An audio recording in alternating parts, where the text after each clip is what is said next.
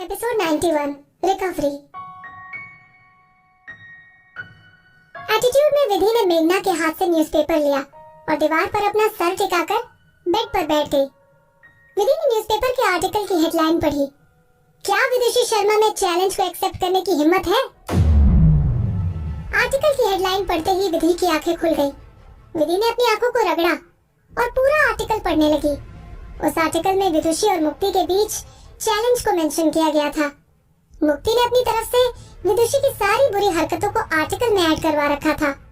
उस आर्टिकल के एंड में मुक्ति का मैसेज भी लिखा हुआ था। तुमने खुद कहा था कि हम सारी पब्लिक के बीच आपस में कम्पीट करेंगे, तो आज से पूरे 1 महीने बाद हम दोनों अपनी अपनी ब्रांड का थीम सॉन्ग अंबेडकर स्टेडियम में लॉन्च करेंगे और वहाँ के ऑडियंस हमारे बीच के रिजल्ट को डिसाइड करेगी।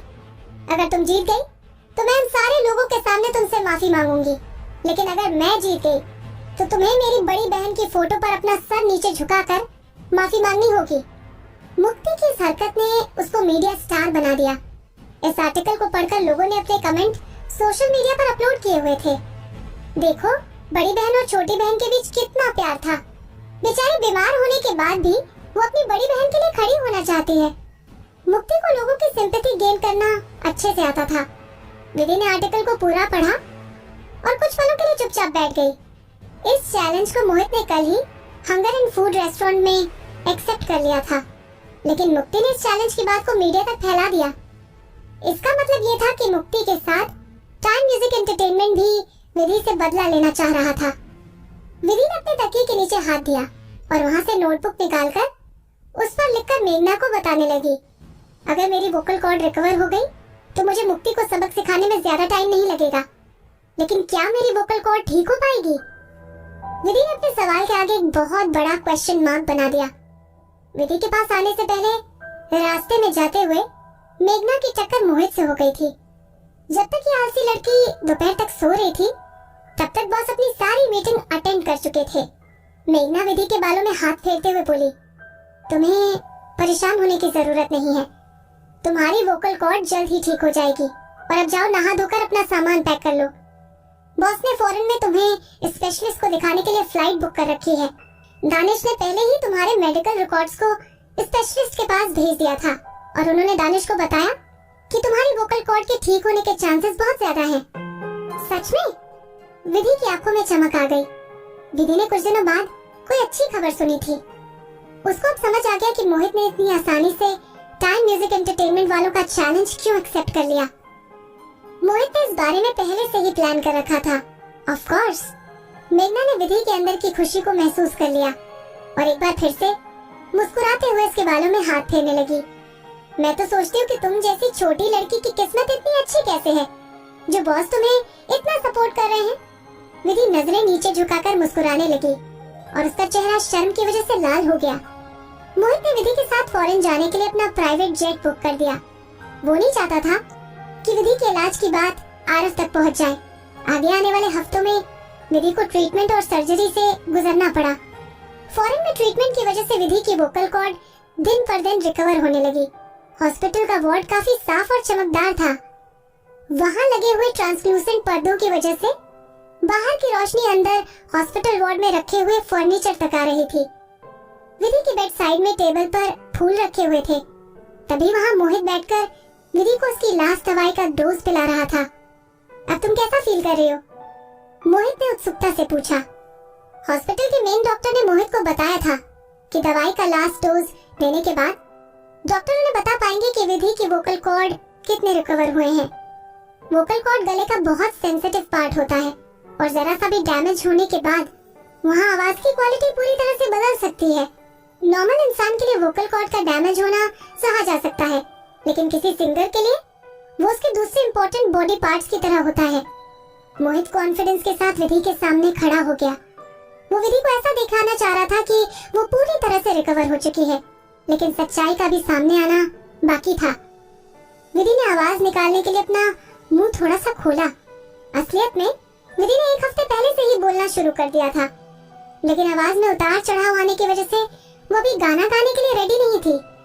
विधि की दवाई का लास्ट डोज उसकी पहले वाली दवाई से अलग था। दानिश के हिसाब से विधि की आखिरी दवाई में कुछ चुनिंदा जड़ी बूटियां थी और उन जड़ी बूटियों की कीमत सोने से भी ज्यादा थी। दवाई पीने के कुछ देर बाद विधि को अपने गले में खुजली होने लगी। उसकी आखिरी दवाई ने अपना काम करना शुरू कर दिया था। विधि का गला अंदर से ठंडा हो गया, जैसे कि उसका गला कभी खराब हुआ ही नहीं था। वो मोहित से बोली, मुझे गाना गाकर देखना है। जब वो बोली तो उसकी आवाज में वही पुरानी वाली मिठास देखने को मिली। उसकी इस आवाज में और खराब होने से पहले वाली आवाज में कोई भी अंतर नहीं था, लेकिन अगर कोई बहुत ध्यान से सुने तभी कोई डिफरेंस बता सकता था।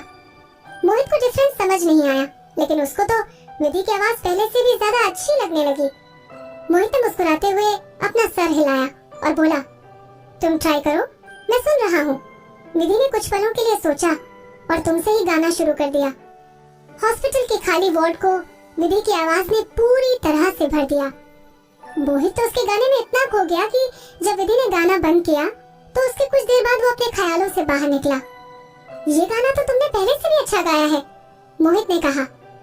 बेशक वो विवे डांस एंटरटेनमेंट का बॉस था, लेकिन उसे कभी म्यूजिक या फिर गाने के बारे में नॉलेज नहीं थी। वो बस अच्छे बुरे का फर्क बता सकता था। मैंने पहले से अच्छा गाया? विधि पूछते हुए मुस्कुराई। ये तो मेरे लिए अच्छी बात है। अगर मैं गलत नहीं सोच रही तो मुझे ऐसा लगता है कि मेरी पिक्स रेंज काफी बदल गई है। मैं अपनी आवाज को पहले से भी ज्यादा समझ पा रही हूँ। फ्यूचर में मैं सॉन्ग्स की और लेयर्स को अलग तरीके से गा पाऊंगी। ये तो मेरे लिए अचीवमेंट है। मोहित उसको कंफ्यूज होकर देख रहा था। बेशक मुझे तुम्हारी एक भी बात समझ नहीं आई, लेकिन ऐसा लगता है कि तुम अच्छा फील कर रही हो। वो मासूमियत से मुस्कुराया। विधि के मन को शांति मिल गई। वो अपनी बात को समझाते हुए बोली, बेसिकली पहले मेरी आवाज किसी नॉर्मल इंसान से थोड़ी सी अच्छी थी, जिन लोगों को आप normally विवे dance entertainment student centre में ढूंढ सकते हो। लेकिन इस समय मेरी आवाज उन नॉर्मल लोगों से काफी अच्छी हो गई है। ये तो अच्छी बात है ना? मोहित सरप्राइज हुआ। Of course. विधि खुशी के मारे फूले नहीं समा रही थी। वो बहुत खुश थी, क्योंकि उसकी आवाज पहले से भी ज्यादा अच्छी हो गई थी। वैसे तुम्हारी आवाज को लोग द डिवा विधि से क्यों कंपेयर करते हैं? मोहित ने बिना किसी म्यूजिक नॉलेज के विधि से पूछ लिया। मैंने सुना है कि विधि जैसे सिंगर 100 साल में एक निकलती है। अपनी पुरानी जिंदगी में विधि सच में यूनिक और टैलेंटेड थी, इसीलिए ही आरफ कपूर उससे इतना अट्रैक्टेड था। इस जिंदगी में भी हालांकि टैलेंट के तौर पर विधि अपनी पुरानी जिंदगी से ज्यादा डिफरेंट नहीं थी।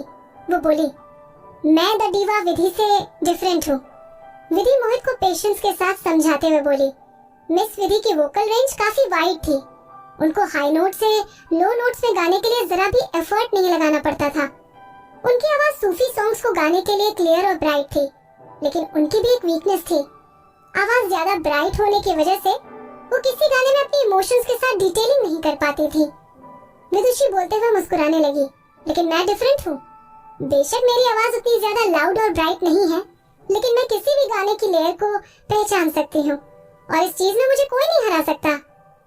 You are amazing. विधि को वापस इतना कॉन्फिडेंट देखकर मोहित खुश हो गया। अगर ऐसा है तो जल्दी ही यहाँ से वापस चलते हैं, फिर तुम्हें कंपटीशन की तैयारी भी करनी है। मैं तुम्हें तुम्हारी अपोनेंट को हराते हुए देखना चाहता हूँ।